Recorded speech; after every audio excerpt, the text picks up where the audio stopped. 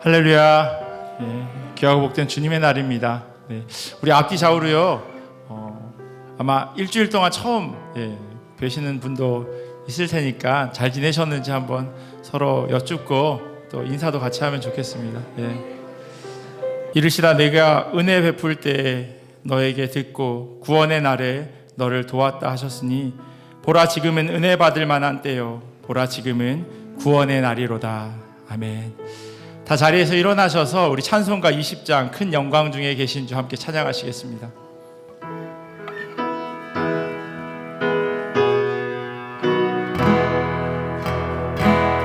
큰 영광 중에 계신 주 나 찬송합니다.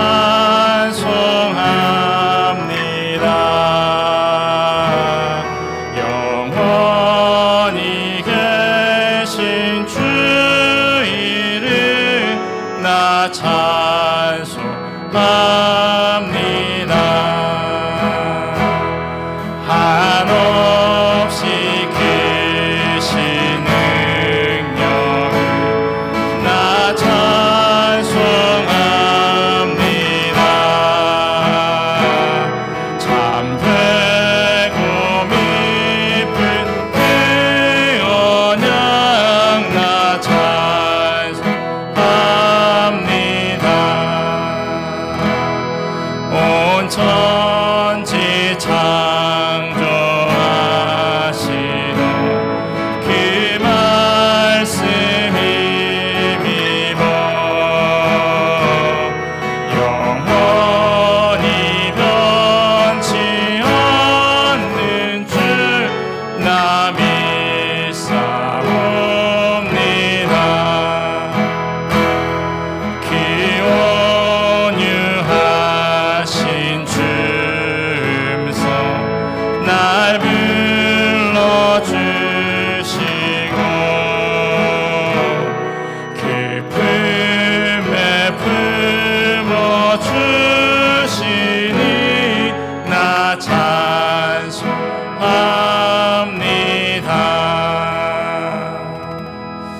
다 함께 사도신경으로 우리 신앙을 고백합니다.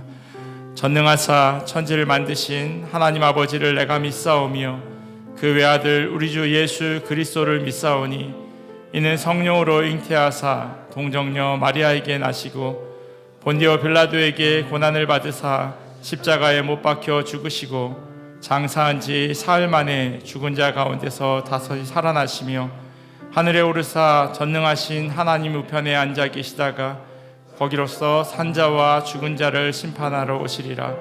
성령을 믿사오며 거룩한 공회와 성도가 서로 교통하는 것과 죄를 사하여 주시는 것과 몸이 다시 사는 것과 영원히 사는 것을 믿사옵나이다. 아멘. 다 자리에 앉으셔서 우리 하나님의 은혜를 함께 같이 찬양하며 나아가겠습니다.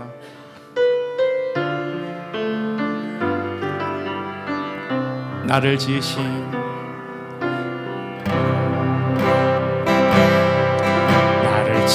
지으시니가 하나님 나를 부르시니가 하나님 나를 보내시니도 하나님 나의 나는 것은 다 하나님 은혜라. 달려갈 길 다가도록 나의 마지막 꿈 다하도록 나로 그 십자가 품게 하시니 나의 나된 것은 다 하나님 은혜라. 한량없는 은혜 갚을 길 없는 은혜 내 삶을 애워 사는 하나님의 은혜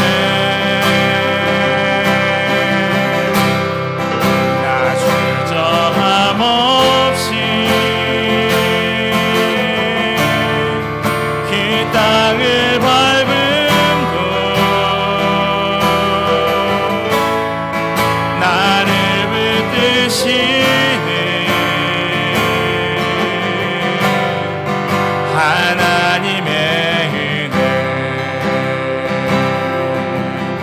한 번 더 고백하겠습니다. 나를 지으신 이가 하나님,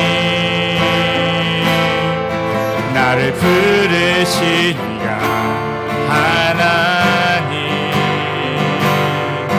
나를 보내신 이도 하나님, 나의 나 된 것이 다 하나님 은혜라. 나의 달려갈 길 다하도록, 나의 마지막 다하도록, 나로 그 십자가 품게 하시니, 나의 나 된 것이 다 하나님 은혜라. 한량없는 은혜,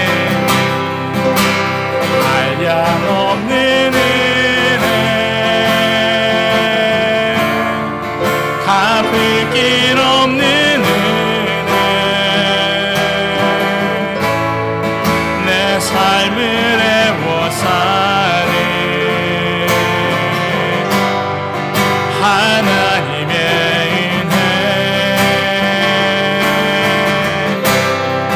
나 주저함 없이 이 땅을 밟음도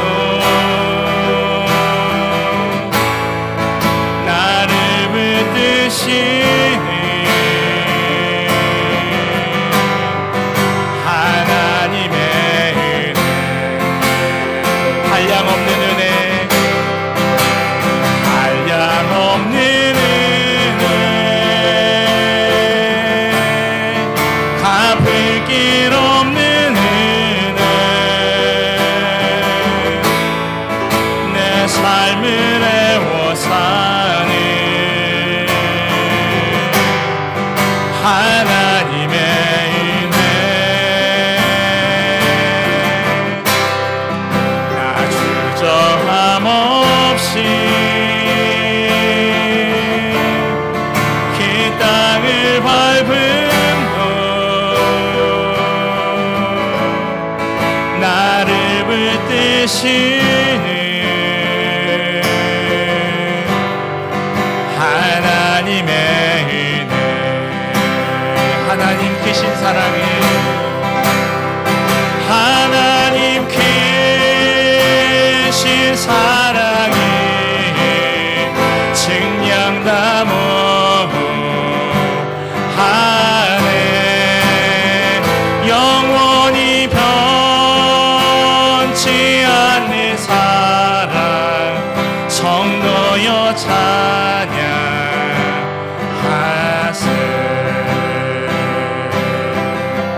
그 크신 하나님의 사랑, 그 크신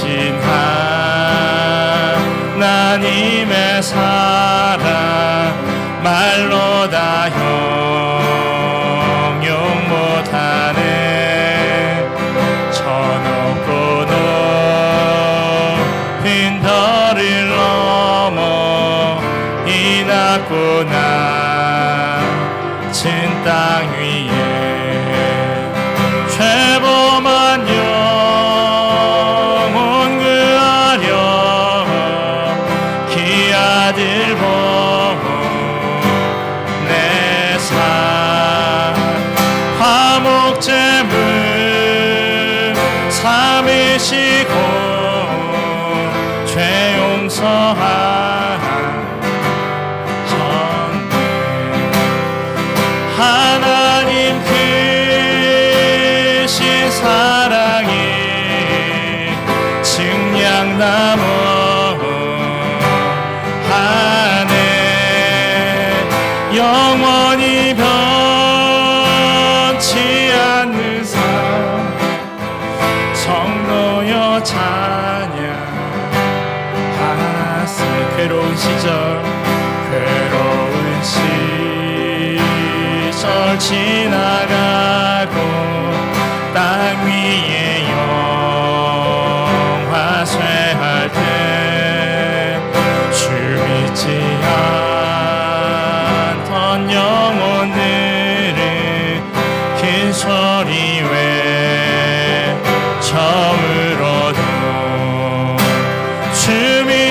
성도들에게 그 사랑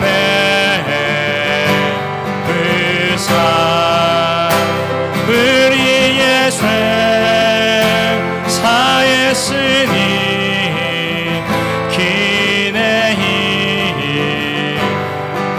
하늘을 두루마리 삼고 하늘을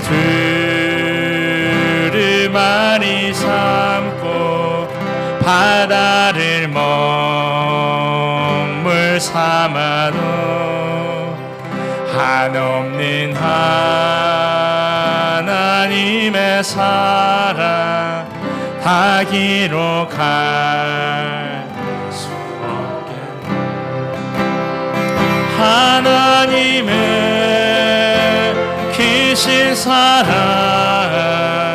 기어찌 닿았을까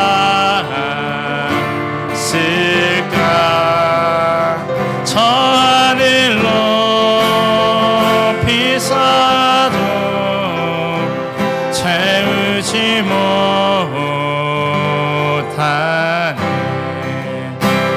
하나님 크신 사랑을 증량나무하네 영원히 변치 않는 사랑 성도여 찬양하세.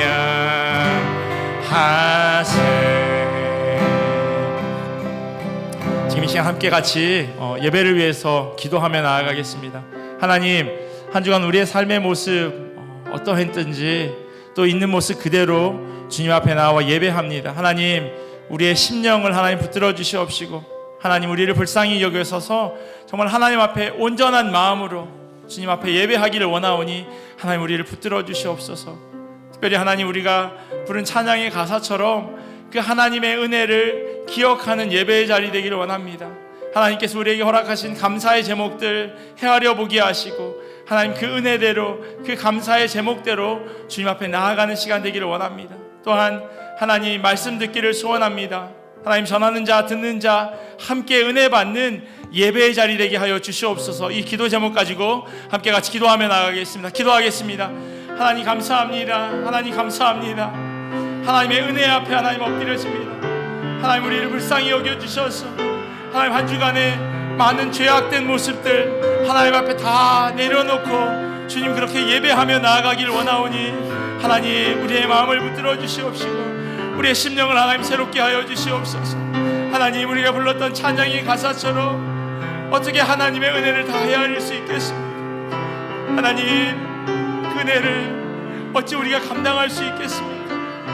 수없이 많은 은혜의 제목들 감사의 제목들 다시금 기억하는 예배의 자리 되기를 원합니다.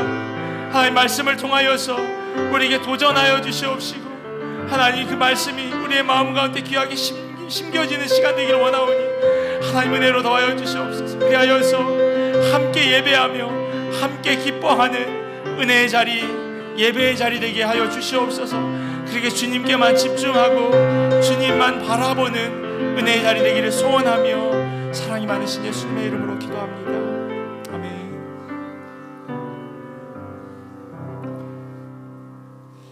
살아계셔서 이 시간 진정한 예배를 원하시는 하나님 아버지, 하나님의 역사하심과 사랑을 찬양하며 영광 돌리는 예배의 자리에 인도하심을 감사드립니다.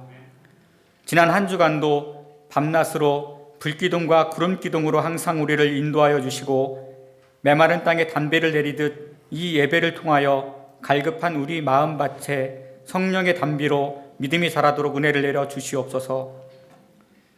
하나님이 우리를 심히 보시기에 좋게 창조하셨고 복을 주시며 생육하고 번성하여 땅에 충만하고 땅을 정복하고 모든 생물을 다스리라 하셨으나 우리의 불순종과 교만의 죄로 인하여 하나님 앞에 부끄러워 숨고 하나님의 낯을 피하여 세상에 굴복하고 있는 가난한 영혼을 용서하며 자유케 하시는 은혜를 간구합니다. 우리가 드리는 예배를 통하여 하나님이 창조하신 모습으로 회복시켜 주셔서 하나님을 어제보다 더 깊이 알아가며 동행하는 삶의 예배자가 되기를 원합니다. 회복시키시는 하나님, 믿음의 공동체인 교회를 위해 기도합니다.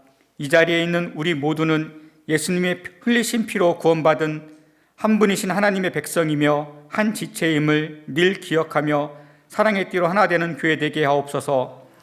모든 교회의 지체들이 합력하여 하나님의 선을 이루는 하나님의 교회가 되기를 원합니다. 또한 믿음 안에서 성숙된 하나님의 자녀들이 되게 하옵소서. 이는 우리가 이제부터 어린아이가 되지 아니하며 사람의 속임수와 간사한 유혹에 빠져 온갖 교훈의 풍조에 밀려 요동하지 않게 하려 함이라는 말씀처럼 불안함으로 요동하는 것이 아니라 하나님의 말씀을 통하여 흔들리지 아니하는 하나님의 자녀가 되기를 원합니다. 그래서 하나님의 말씀과 주일 예배, 수요 예배, 새벽 예배를 통하여 선포되어지는 말씀을 더 사모하는 우리가 되게 하옵소서. 믿음의 다음 세대를 양육하는 교회 학교를 하나님께 올려드립니다. 천하보다 귀한 생명을 키우는 선생님들을 사명을 충만케 하시고 유치부, 유년부, 학생부, 청년들이 하나님의 꿈과 비전을 품고 하나님을 아는 지혜가 충만하고 몸과 영혼이 건강하게 자라게 하옵소서. 우리의 약함을 하나님께 올려드립니다. 우리 안에 있는 근심과 걱정, 두려움, 특히 질병으로 인한 연약함을 고백합니다. 항상 기뻐하고 감사하고 찬양하지 못하며 건강의 문제, 물질의 문제, 관계의 문제로 눈물로 기도하는 성도들을 기억하여 주시옵소서. 이러한 문제보다 더 크신 하나님이 우리와 함께 하심을 알게 하시고 이 광야를 통하여 역사하시고 말씀하시는 하나님을 높이고 찬양하게 하여 주시옵소서. 떠나온 조국과 이 땅 캐나다를 위하여 기도하오니 이곳에 하나님의 통치가 이루어지게 하옵소서. 또한 하나님을 위하여 빛과 소망이 필요한 곳에서 사명을 감당하시는 선교사님들의 헌신을 기억하여 주시옵소서. 전쟁과 분쟁이 있는 곳, 가난과 질병이 있는 곳, 하나님을 대적하는 우상이 지배하는 곳에서 오직 하나님을 바라보며 섬기는 이들에게 하나님의 은혜와 사랑을 충만케 채워 주시옵소서. 이제 말씀을 선포하실 이충민 목사를 위해 기도드립니다. 하나님과 동행하는 삶을 통해 주신 살아있는 말씀이 우리 안에 잘 심겨지고 그 말씀을 통하여 우리 성도들이 하나님이 하나님됨을 알게 하옵소서. 오늘 오후에 담임 목사 취임 감사 예배가 있습니다. 이 모든 것이 하나님의 선하신 뜻과 인도하심으로 이루어진 것을 고백합니다. 오직 하나님의 나라를 위하여 하나님의 마음을 시원케 하는 목사가 되기를 헌신하는 예배가 되길 기도드립니다.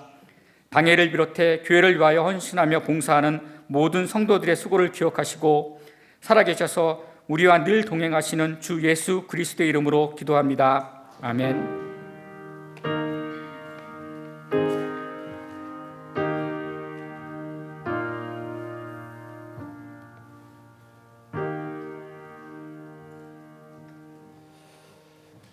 교회 소식 전해드리도록 하겠습니다. 주보를 참조해 주시면 감사하겠습니다. 오늘부터 5주간 소망 하나님의 긴 호흡 속에서라고 하는 제목으로 5주간 설교를 하게 되고요. 또 수요일은 계속해서 마가복음 강해가 진행되고 있습니다. 오늘 2부 예배 후에는 본당에서 목자 교육이 있습니다. 목자 또 목녀 되시는 분들은 자리에 남아주시면 감사하겠습니다. 지난주에도 광고 드렸는데요.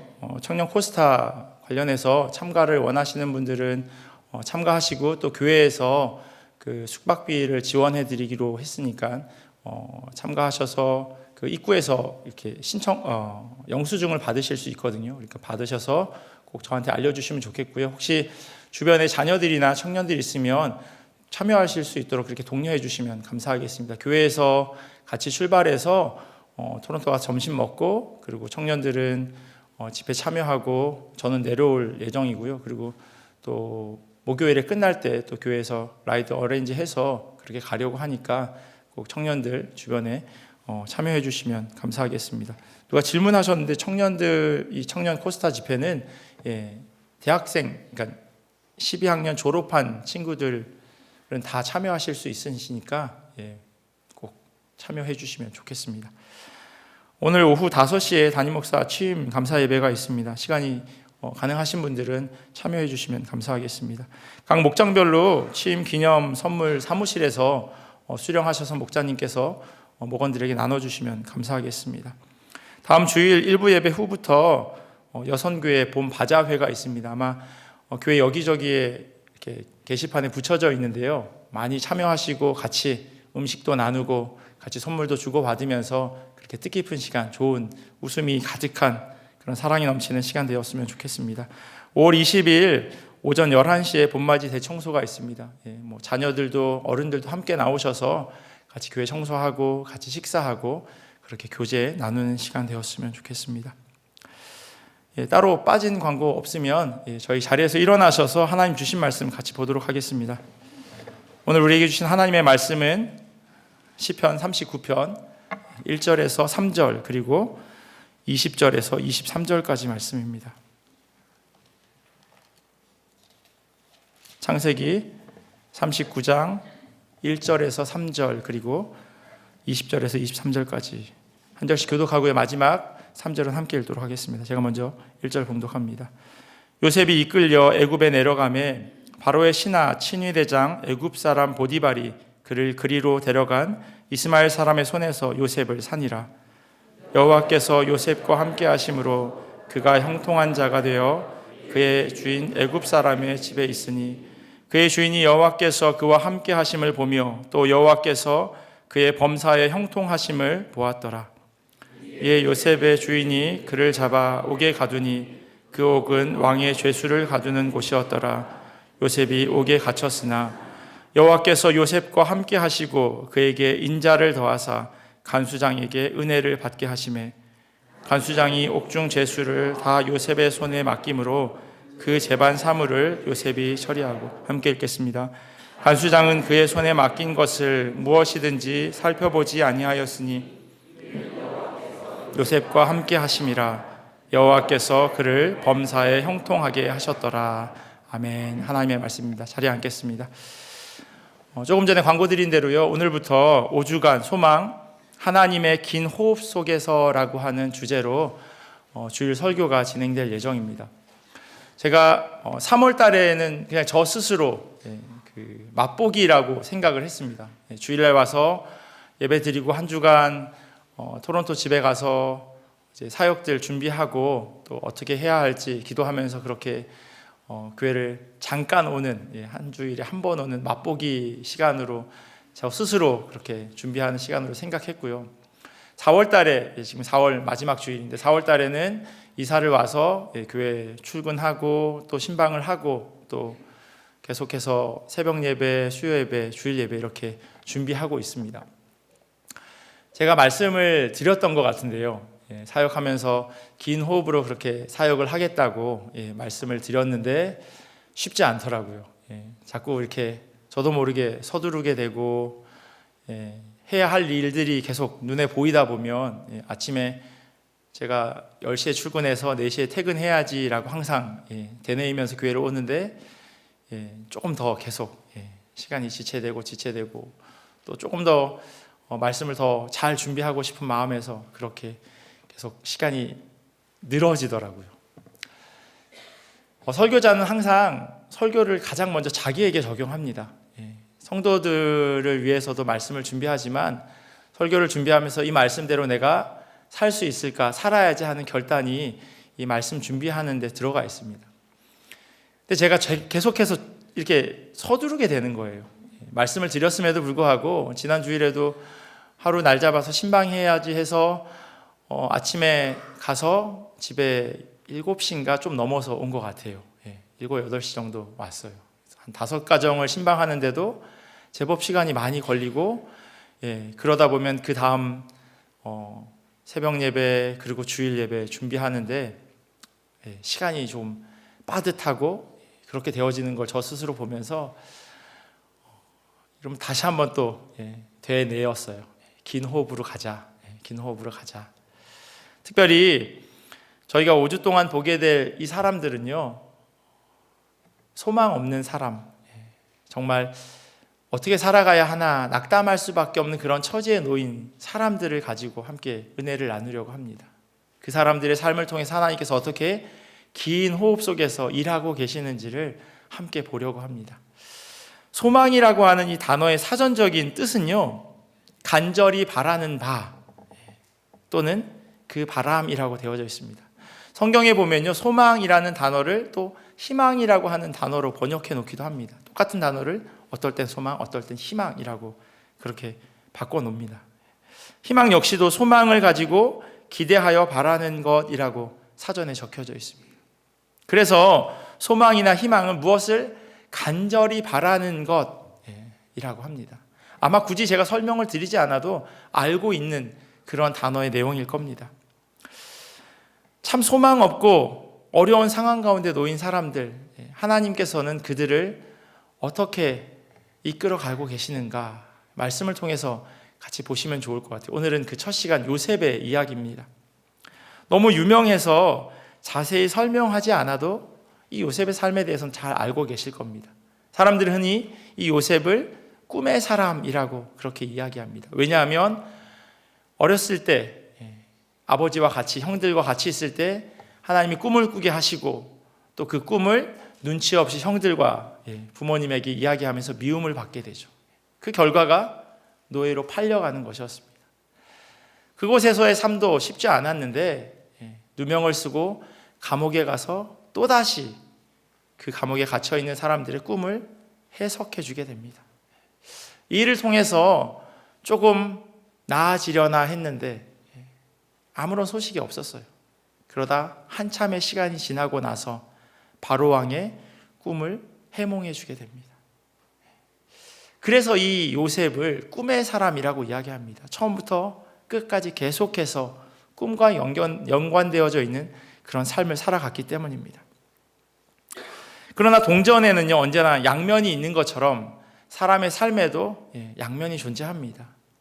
요셉이 그렇게 꿈을 꾸면서 그렇게 꿈대로 잘 인생이 풀려간 것처럼 사람들은 생각할 수도 있지만 우리가 잘 알고 있는 것처럼 그의 삶이 그렇지 않아요. 삶이 꼬일 대로 꼬여버리는, 바닥을 치는 그 시간이 바로 오늘 저희가 함께 읽은 이 창세기 39장 말씀입니다. 창세기 37장에는요 이렇게 끝이 납니다. 그 미디안 사람들은 그를 애굽에서 바로의 신하 취니대장 보디발에게 팔았더라. 그리고 38장은 전혀 다른 이야기가 하나 들어가 있어요. 유다와 다말의 이야기가 들어가 있지만 39장에 가면 다시 37장의 이야기를 이어갑니다. 그런데 마치요 드라마 보면 그 전회가 끝나면 그 다음날 전에 끝났던 걸 살짝 보여주죠. 전에 어떻게 끝났지? 사람들로 하여금 기억할 수 있도록. 근데 오늘 우리가 읽은 말씀도 마찬가지예요. 39장 1절을 보면요 37장의 끝에 했던 이야기를 다시 한번 반복합니다. 요셉이 이끌려 애굽에 내려가매 바로의 신하 취니대장 애굽 사람 보디발이 그를 그리로 데려간 이스마엘 사람의 손에서 요셉을 산이라. 이미 이곳에 팔려왔다고 이야기했어요. 그런데 중간에 다른 이야기가 있기 때문에 39장 시작하면서 그 이야기를 다시 한번 리마인드 해주는 겁니다. 이런 이유 말고 또 다른 이유가 있어요. 성경에는요 같은 이야기를 반복해서 이야기하는 건 강조하려고 하는 거예요. 요셉의 지금 처지가 어떠한지 혹시 잊어버렸어요? 다시 알려줄게요. 이 사람의 삶이 지금 노예로 팔려온 참 억울하고 답답하고 소망 없는 삶의 모습입니다 라고 하는 것을 이 창세기를 읽는 사람들에게 다시 한번 알려주는 겁니다. 이전에는 이쁨 받고 살았던 시간은 온데간데 없고요. 이젠 낯선 곳에서 신분도 노예라고 하는 전혀 다른 신분으로 살아갑니다. 그게 요셉의 실존이었습니다. 사람이 이런 상황에 놓이게 되면요 가장 먼저 보이는 반응이 뭐냐면 화를 내는 거예요. 너무 억울한 거예요. 왜 내가 이런 일을 당해야 되냐. 화를 냅니다. 그러면서 그 이유를 자기 스스로에게 찾기보다는 다른 데서 찾습니다. 도대체 내가 뭘 그렇게 잘못했는데 라고 하면서 말입니다.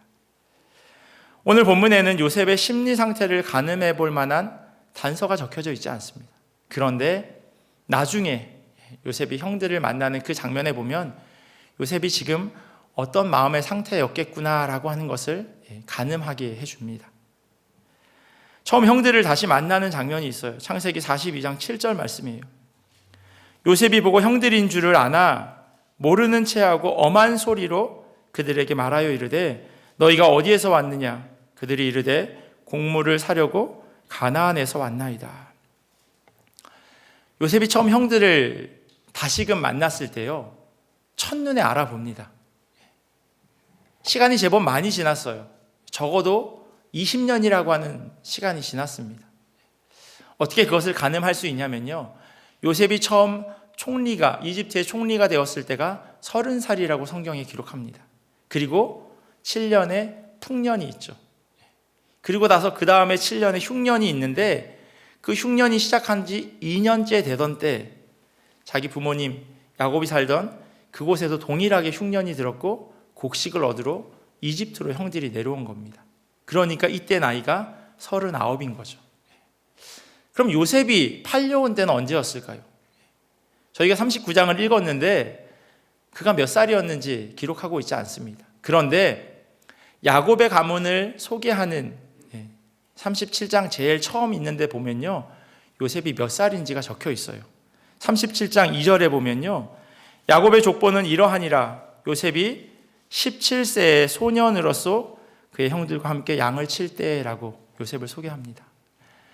요셉이 양을 칠 때랑 노예로 팔려올 때와의 시간이 많이 길지 않았다면, 비슷한 17살 때 노예로 팔려왔고, 그리고 그가 39의 형들을 만나게 됩니다. 요셉이 팔려올 때가 어렸어요. 어른이 아니었어요. 왜냐하면 보통 어른 노예들은 은 30냥이 거래되거든요. 근데 요셉은 은 20냥이 거래됩니다. 그러니까 그가 19살이 되기 전이었다고 하는 겁니다. 그러니까 적어도 형들을 만나는 시간이 20년이었어요. 길면 길고 짧으면 짧을 텐데 형들을 한눈에 알아볼 수 있는 이유가 무엇이었을까요? 형들을 왜 20년에 만났는데 한 번에 알아볼까요? 마음 가운데 이 날을 고대하고 기다리고 있었거든요. 안 그랬겠어요? 20년 만에 형들을 만났는데 그 20년 동안 아마 자다가도 벌떡벌떡 일어났을 거예요. 나를 판 사람들, 내가 팔려갈 때 나를 쳐다보던 그 얼굴, 그 눈빛을 어떻게 잊을 수 있겠습니까? 손꼽아 기다리던 날이 드디어 찾아온 거죠. 왔구나 드디어. 그러면서 그 형들의 얼굴을 기억하고 있었던 겁니다. 형들을 보고요, 거친 소리가 튀어나옵니다. 어떻게 좋은 소리가 나오겠습니까? 어서 오십시오라고 어떻게 이야기할 수 있겠습니까? 형들을 3일 동안 감옥에 가둬둡니다. 감옥에서 풀려난 형들이 서로 이야기하는 것을 듣고요, 요셉이 다음과 같이 반응합니다. 제가 세번역 성경으로 읽어드릴게요. 42장 24절 말씀인데요, 요셉이 이렇게 이야기해요. 듣다 못한 요셉은 그들 앞에서 잠시 물러가서 울었다라고 이야기합니다.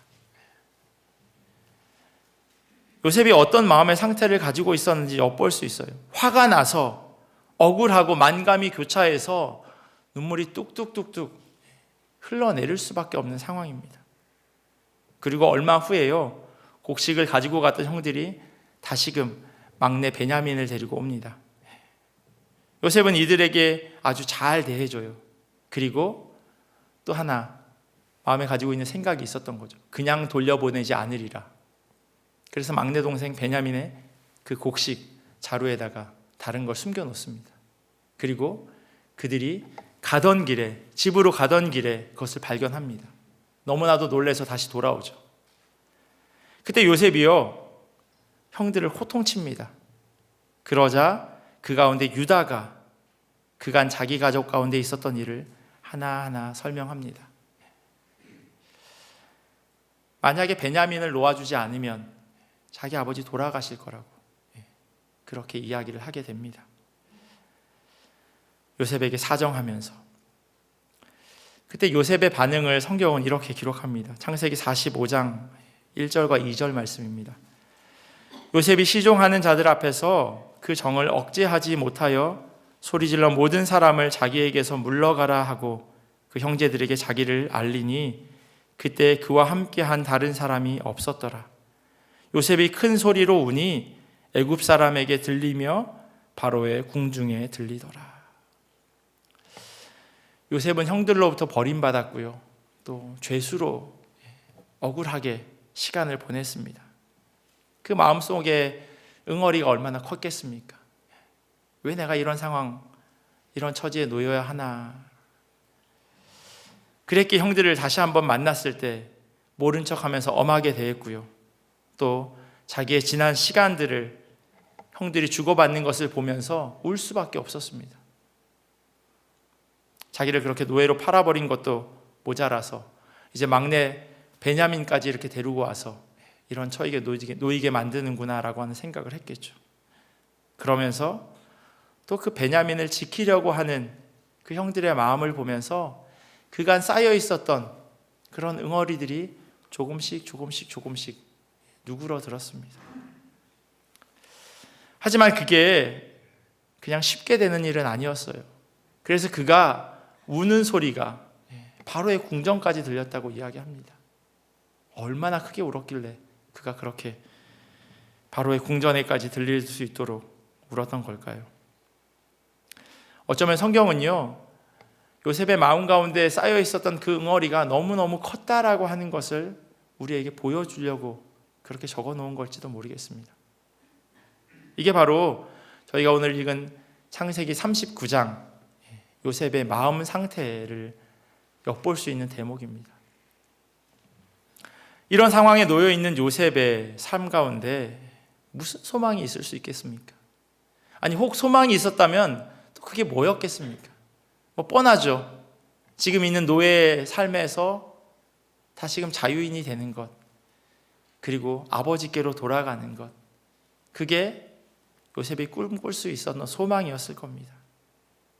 그런데 그 소망 길지 못했어요. 금방 감옥에 잡혀서 그렇게 감옥 생활을 해야 되는 그런 상황이었습니다. 요셉의 삶은 이제 가지고 있었던 소망마저 완전히 빼앗긴 상황입니다. 더 이상 내려가려고 해도 내려갈 수가 없는 정말 바닥을 치는 그런 처지에 놓여 있는 게 요셉의 상황입니다. 만약 우리가 요셉의 상황과 동일한 처지에 놓여 있다면 어떻게 반응하게 될까요?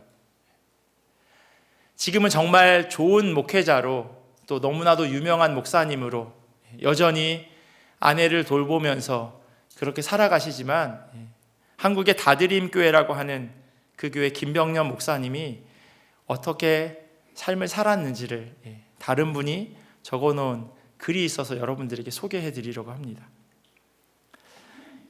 2005년 8월 셋째 아이를 낳은 직후 사모님이 뇌경색으로 쓰러지셨다고 합니다. 오랜 세월 동안 대학생 선교단체의 간사로 봉사하다 지역교회를 개척한 지 한 달 만이었습니다. 그때 목사님이 자기의 심정을 이렇게 표현합니다. 눈이 시뻘개지도록 분노의 눈물을 흘렸다. 울다 지치면 남은 힘을 다 모아서 하나님께 삿대질을 했다. 일 좀 제대로 하세요. 40 중년 나이에 35살 아내가 쓰러졌다. 이제 인생 40년 가운데 자기 마음 가운데 품고 있었던 꿈을 접어야 할 것 같았다.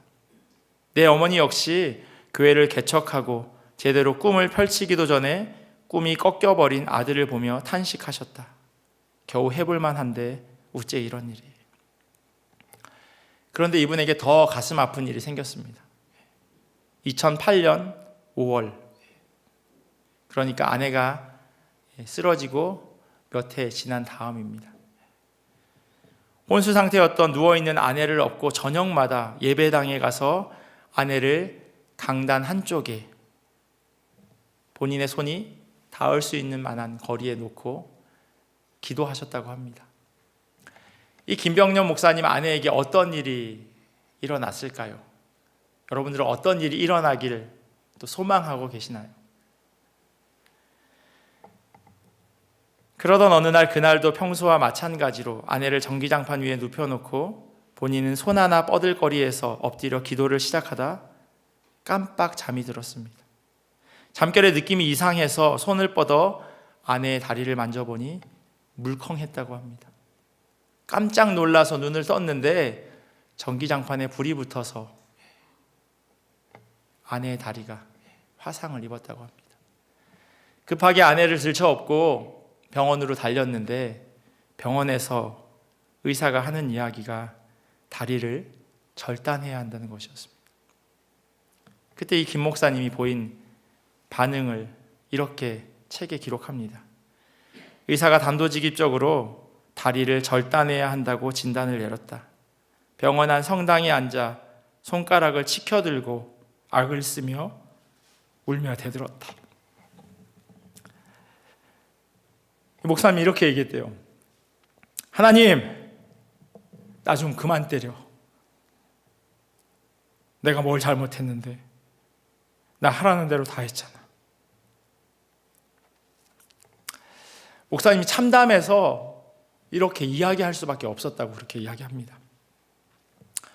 김 목사님도 그렇고요. 요셉의 삶도 그러하였습니다.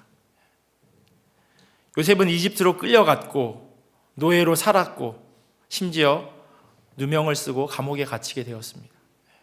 그것도 부녀자 강간 미수범이라고 하는 아주 파렴치한 죄를 덮어쓰고 그렇게 감옥에 간 겁니다.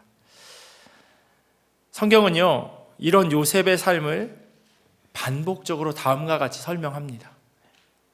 2절, 3절, 23절 이렇게 쓰여져 있어요. 여호와께서 요셉과 함께 하심으로 그가 형통한 자가 되어 그의 주인 애굽 사람의 집에 있으니 그의 주인이 여호와께서 그와 함께 하심을 보며 또 여호와께서 그의 범사에 형통하게 하심을 보았더라. 간수장은 그의 손에 맡긴 것을 무엇이든지 살펴보지 아니하였으니 이는 여호와께서 요셉과 함께 하심이라. 여호와께서 그를 범사에 형통하게 하셨더라. 저는 개인적으로 이 말씀을 너무 좋아합니다. 그래서 빨간색으로 이렇게 여러분들 잘 보시라고 이렇게 적어놨어요. 하나는 하나님이 함께 하셨다라고 하는 것이고요. 또 다른 하나는 형통하게 하셨다라고 하는 이야기입니다. 근데 참 희한해요. 누가 봐도 소망 없고 바닥을 치는 삶의 자리인데 성경은 그런 요셉의 삶을 전혀 다르게 기록하고 있습니다. 행동하게 하셨다는 것은, 형통하게 하셨다는 것은 앞길이 잘 열리도록 그를 돌보셨고 주님께서 요셉을 돌보셔서 그가 하는 일이 무엇이든지 다 성공하는 그런 삶이라고 우리는 생각합니다. 영어 성경에도 보면요, prosper, success라고 번역하고 있어요. 번영되어지는 것, 성공하는 것, 그것을 성경은 요셉의 삶에 적용하고 있어요. 그런데 도대체 어떤 부분을 돌보셨길래, 무슨 일을 그렇게 잘 되게 하셨길래 그의 삶이 형통하다고 이야기하는 걸까요? 이 질문은 요셉의 삶을 보는 모든 이들이 갖는 그러한 물음입니다. 첫 번째 주목해야 할 건요, 형통 앞에 항상 하나님이 함께 하셨다라고 하는 것이 기록되어 있다는 사실이에요. 성경에서 죽음을 보지 않고 하나님 나라에 간 사람이 딱 둘이 있습니다. 엘리야, 그리고 또 누가 있죠? 에녹. 그 가운데 에녹의 삶을 설명하는 구절은 크게 길지 않아요. 엘리야에 대해서는 많이 설명하는데 에녹에 대해서는 그닥 설명하고 있지 않아요. 그나마 길게 그의 삶에 대해서 설명해 놓은 것이 창세기 5장 24절입니다. 에녹이 하나님과 동행하더니 하나님이 그를 데려가심으로 세상에 있지 아니하였더라. 에녹이 잘한 게 뭐가 있을까요? 잘 모르겠어요. 그런데 하나님이 그와 함께 하셨다고 그렇게 기록합니다. 그리고 이를 통해서 히브리서 기자는 에녹을 믿음의 사람 안에 놓습니다. 히브리서 11장 5절에 이렇게 기록되어 있어요. 믿음으로 에녹은 죽음을 보지 않고 옮겨졌으니 하나님이 그를 옮기심으로 다시 보이지 아니하였으니 그는 옮겨지기 전에 하나님을 기쁘시게 하는 자라 하는 증거를 받았는지라. 구체적인 내용은 하나도 없어요. 도대체 그가 어떻게 좋은 삶을 살았는지. 그런데 구약에서 그의 삶을 딱 하나 기록해 놓은 것이 바로 그거예요. 하나님이 그와 함께 하셨다. 이 말은 그가 하나님과 함께 했다고 하는 말과 동일합니다. 그래서 하나님이 그를 옮기셨다고 그렇게 히브리서 기자가 기록하면서 그를 믿음의 사람이라고 이야기하고 있습니다. 스스로 그리고 다른 사람들이 보기에도 소망이 없는 자리에 요셉은 놓여 있습니다. 노예, 죄수, 그리고 감옥 안에 있는 삶, 여기에 무슨 소망이 있겠습니까? 그럼에도 불구하고 성경은 하나님이 그와 함께 하셨다고 하는 것을 반복적으로 이야기하고 있습니다. 나는 이제 끝이야, 난 망했어라고 되뇌일 수밖에 없는 그러한 상황임에도 불구하고 성경은 내가 너와 함께 하고 있다고, 하나님께서 말씀하고 있다고 그렇게 계속해서 이야기합니다. 우리가 가지고 있는 형통이라고 하는, 또 하나님이 함께 하신다라고 하는 것에 대해서 아마 다 다르게 정의하고 계실 겁니다. 그런데 성경은 하나님이 함께 하는 것, 거기에 포커스를 두고 있어요. 그게 중요하다고 우리에게 말씀하고 있습니다. 혹 우리 삶의 자리에 어려움이 찾아왔을 때 요셉에게 하시는 하나님의 음성을 여러분들이 기억하셨으면 좋겠습니다. 네가 어떤 삶의 자리에, 어떤 삶의 정황에 있든지 내가 너와 함께 한다고 하시는 그 하나님의 음성이 여러분의 마음 가운데도 온전히 들려지기를 간절히 소원합니다. 두 번째 주목해야 할 건요, 그래서 형통하다고 하는 겁니다. 그래서 모든 일이 순조롭게 풀려지는 것, 막힘없이 되어지는 것, 그걸 우리는 형통이라고 이야기하죠. 손대는 사업마다 정말 너무너무 바빠서 돈 셀 시간이 없어서 그렇게 부어지는 것, 그걸 우리는 형통이라고 이야기합니다. 자녀들이 좋은 대학 가고 잘 졸업해서 또 정말 누구에게도 자랑하고 싶을, 묻지도 않았는데 우리 아들이 어디 갔어요? 우리 딸이 어디 됐어요? 라고 이야기하고 싶을 만큼 잘 되어지는 것, 그것을 우리는 형통이라고 이야기합니다. 그런데요, 성경은 반드시 꼭 그렇게 되는 것만은 아니라고 이야기합니다. 꼭 그것이 형통, 그리고 성경에서 말씀하는 형통이 우리가 생각하는 그 형통과 이꼴하지 않다고 그렇게 이야기합니다. 시편 1편에 보면요, 복 있는 사람에 대해서 다양한 정의를 내리는데 거기에 이런 말씀이 있어요. 시편 1편 2절 말씀이에요. 오직 여호와의 율법을 즐거워하여 그의 율법을 주야로 묵상하는도다. 아침 저녁으로 하나님의 말씀을 묵상하는 것, 그게 복 있는 사람이래요. 그게 형통한 삶의 모습이라고 이야기합니다. 저 사람 참 왜 저러고 살아? 난 저렇게 안 됐으면 좋겠다. 삶의 형편을 보면서 우리는 그렇게 판단합니다. 그런데 하나님은 우리의 삶의 형편을 보고 판단하지 않으신대요. 사람들은 어떻게 판단할지 몰라도, 사람들은 어떻게 생각할지 몰라도 하나님이 생각하는 복 있는 삶의 모습은 하나님의 말씀을 주야로 묵상하는 사람이라고 이야기합니다. 그 주야는 새벽 예배 나오고 자기 전에 하나님의 말씀을 읽는 게 아니에요. 매 순간순간마다 살아가는 걸음걸음마다 하나님께 묻고 하나님의 말씀을 내 삶 가운데 적용해 보는 겁니다. 하나님, 이게 맞나요? 하나님, 내가 이렇게 살아가는 게 맞나요? 내가 이렇게 결정하는 것이 옳은가요? 라고 매 순간 묻는 것, 그 삶을 하나님께서는 복이 있는 사람이라고 그렇게 정의 내리고 있습니다. 다른 사람들이 다 우러러보는 그런 삶이 아니라 하나님 보시기에 기쁜 삶, 그 모습을 복이 있는 사람이라고 말씀하고 있습니다. 오히려 그 삶의 모습이 어떠하든 하나님의 말씀을 항상 묵상하는 자를 복이 있는 자라고 말씀하고 있는 겁니다. 너무나도 유명한 다윗의 노래 시편 23편은요, 부족함이 없는 이유를 다음과 같이 이야기합니다. 시인은요, 자기 삶 가운데 사망의 음침한 골짜기를 다닐 때가 있었고 내가 원수의 목전에 서 있는 날도 있었다고 이야기합니다.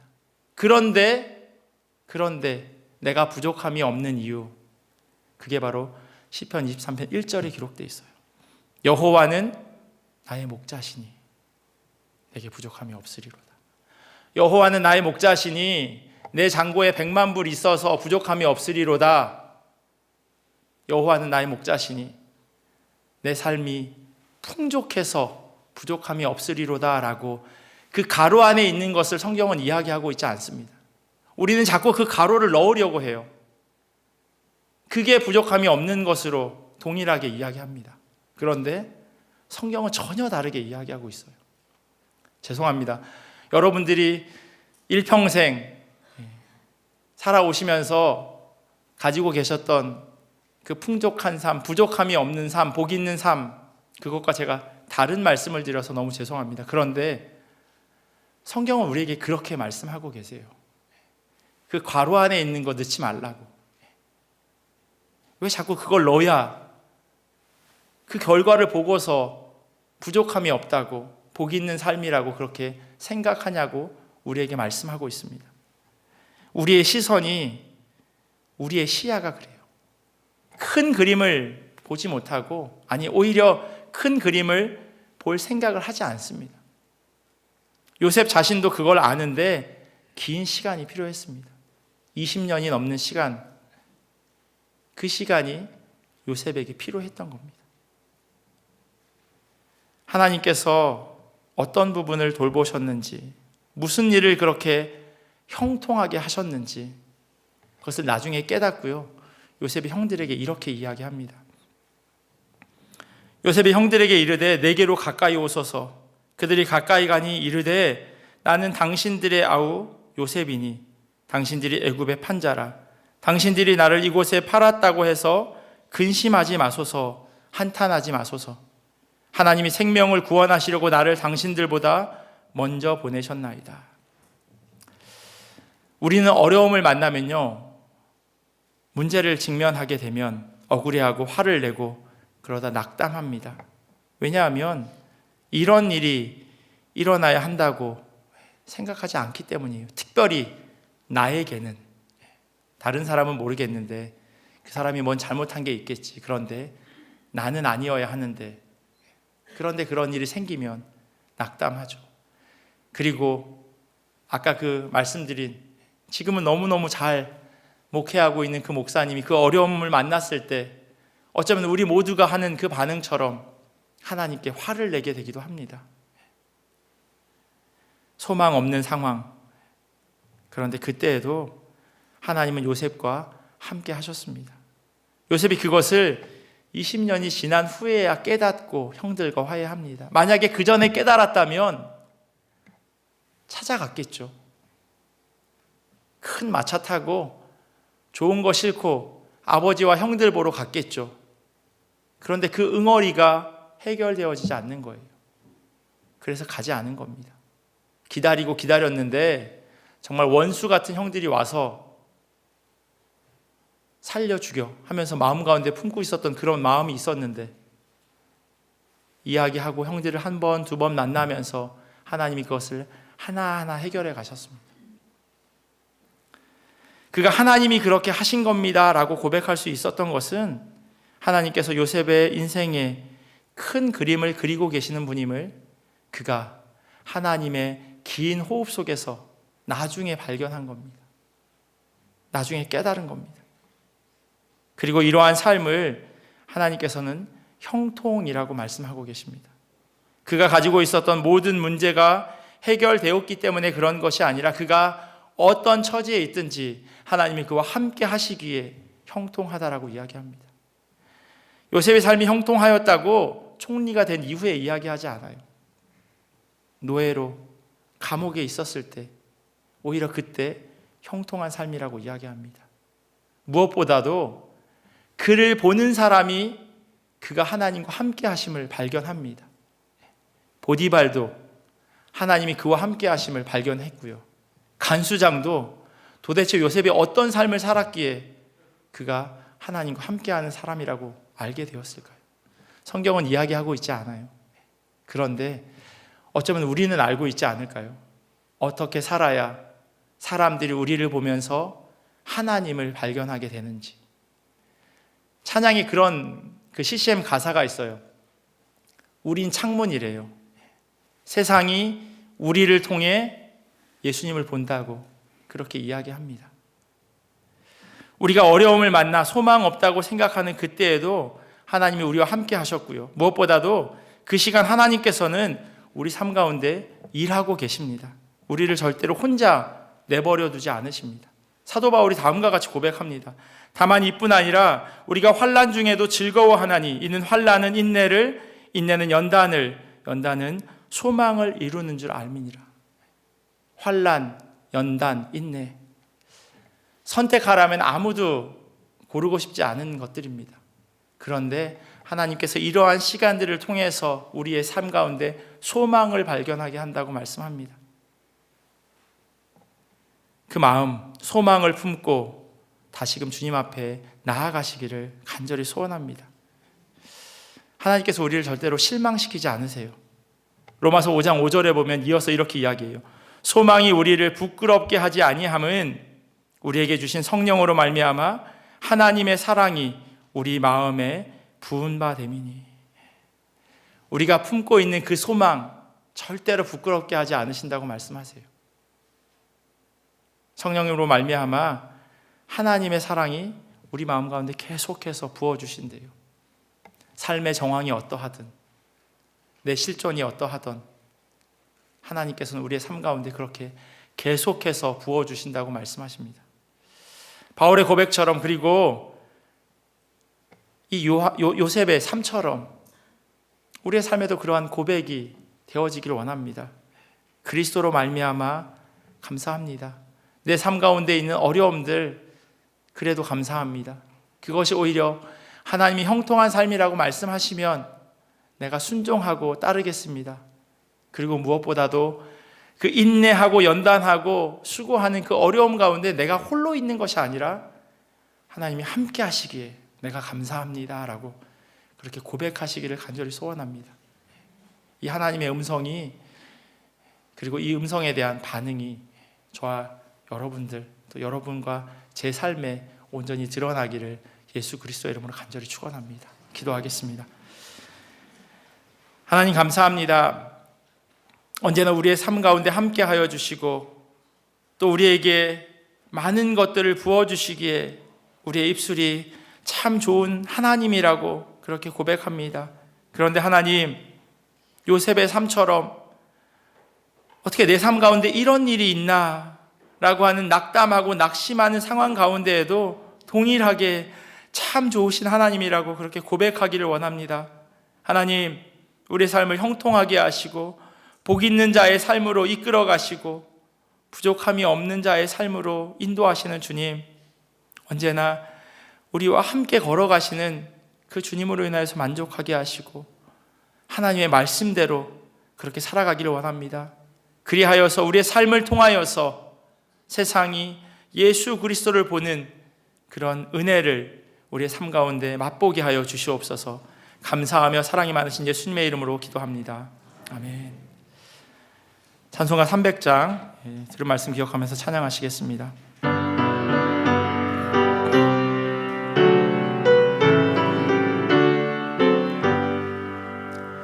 내 맘이 낙심되며 근심에 눌릴 때 주께서 내게 오사 위로해 주시네. 가는 길 캄캄하고 괴로움 많으나 주께서 함께하며 내 짐을 지시네. 그네가 내게 족하네. 그네가 족하네. 이 괴로운 세상 지날 때 그네가 족하네. 희망이 사라지고 진군함거릴 때 주 내게 속삭이며 새 희망 주시네. 싸움이 맹렬하여 두려워 떨 때에 승리의 왕이 되신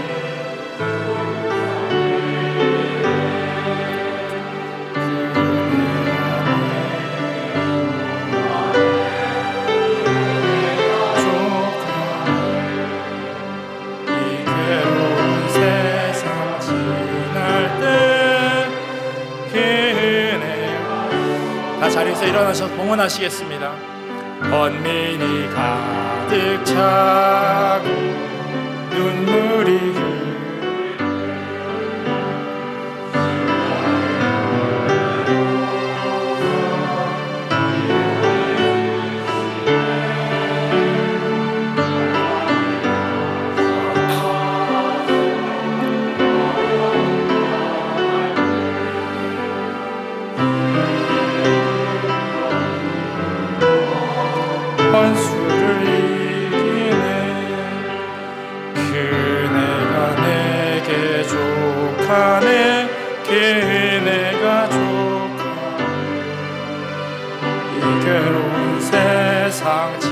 지날 때 그 은혜가 족하네.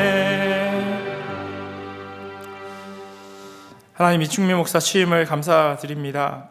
차고 넘치도록 채워주시는 성령님의 은혜와 평강이 있게 하소서. 이충미 목사에게 주신 달란트를 마음껏 누리게 하소서. 축복하여 주시옵소서.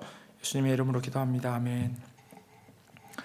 먼 여행길 건강하게 무사히 다녀올 수 있게 도와주신 주님 감사드립니다. 1,000번째 헌금 드렸습니다.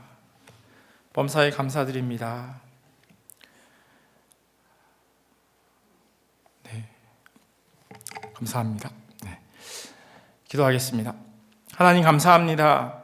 하나님께서 우리 교회를 사랑하시고 또 귀한 말씀 듣고 또 넉넉해서 보다는 하나님께 감사하는 마음으로 그렇게 올려드립니다. 하나님께서 드린 손길들 한 사람 한 사람 주님 기억하여 주시고 하나님의 은혜대로 또한 하나님 허락하시는 복을 삶 가운데 온전히 누릴 수 있도록 인도하여 주시옵소서. 그 은혜가 족함을 또한 고백하기를 원합니다. 삶의 어려움으로 인하여서 또 경제적인 형편 때문에 드리지 못한 손길에게도 하나님 그들을 위로하시고 하나님 그날을 마음 아쉬워니 하나님께서 풍족하게 채워주시기를 간절히 소원합니다. 그리하여서 우리 믿음의 공동체가 함께 기뻐하고 함께 즐거워할 수 있도록 은혜로 더하여 주시옵소서. 지금은 우리 주 예수 그리스도의 크신 은혜와 하나님 아버지의 사랑하심과 성령님의 교통하심이 주님 주신 말씀대로 소망 없는 상황 가운데서도 형통함을 바라보며 하나님께서 우리와 함께 하심을 기대하고 또 그분과 함께 걸어가기를 결단하는 주님의 자녀들의 삶의 자리와 또 이들의 가정과 생업과 주님의 몸된 교회 위에 지금부터 영원토록 함께 하시기를 간절히 축원하옵나이다.